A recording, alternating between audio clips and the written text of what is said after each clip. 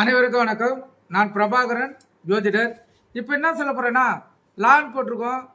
அதான் 1வது இடம் கருத்தில் கொள்ளுங்க. அதிலிருந்து 2வது இடம், அது மிகவும் முக்கியம். கல்வியிலிருந்து குடும்பம் சிறப்பாக அமையறதுலேருந்து அங்கே எந்த கிரகம் இருக்குதோ அது அடிப்படையிலேயே அவங்களுடைய வாழ்க்கை தரம் ஆரம்பத்திலிருந்து இருக்கும். கருத்தில் கொள்ளுங்க. அந்த 2ஆம் இடத்தை பற்றி தான் சொல்ல போகிறேன். கருத்தில் கொள்ளுங்க. இப்போ 2ஆம் இடத்தில் சூரியன் நின்றால்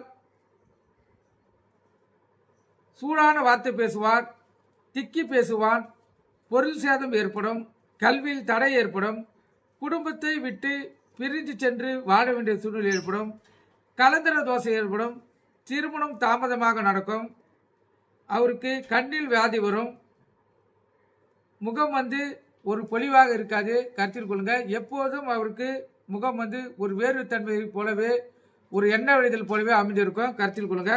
அதே போல 2ஆம் இடத்தில் சந்திரன் இருந்தால் நல்ல முகவசியம் உண்டு, நல்ல சோபனும் நல்ல சுகமான வாழ்க்கை அவருக்கு அமையும், தனமானமாக வாழ்வார், விரைவில் திருமணம் நடக்கும், பெண்களுக்கு இனிமை உள்ளவராக இருப்பார், இனிமையாக பேசுவார். அவர் கண் பார்த்தீங்கன்னா நல்ல பெரிதாக அழகாக இருக்கும், பாப்பர்களுக்கு கவர்ச்சியாக இருக்கும். ஆனால் இவருக்கு ஆயுள் பங்கம் ஏற்படுறதுக்கு அதிக வாய்ப்பு இருக்குது. கருத்தில் கொள்ளுங்க.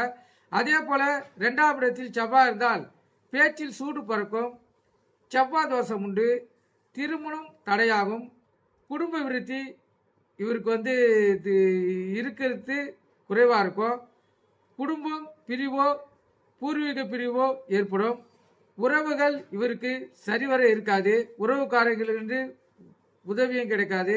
கருத்தில் கொள்ளுங்க. இந்த செவ்வாயை பொறுத்த மட்டும் குரு 2ஆம் இடத்தை பார்த்தாருன்னா அந்த செவ்வாய் தோஷம் விலகிடும். கருத்தில் கொள்ளுங்க. நீங்க கருத்தில் கொண்டு பயன்பெறுங்க. இது 2ஆம் இடத்தில் சூரியன், சந்திரன், செவ்வாய் இருந்தால் ஜாதகருடைய பலனை தான் கருத்தில் கொண்டு பயன்பெறுங்க. நன்றி, வணக்கம்.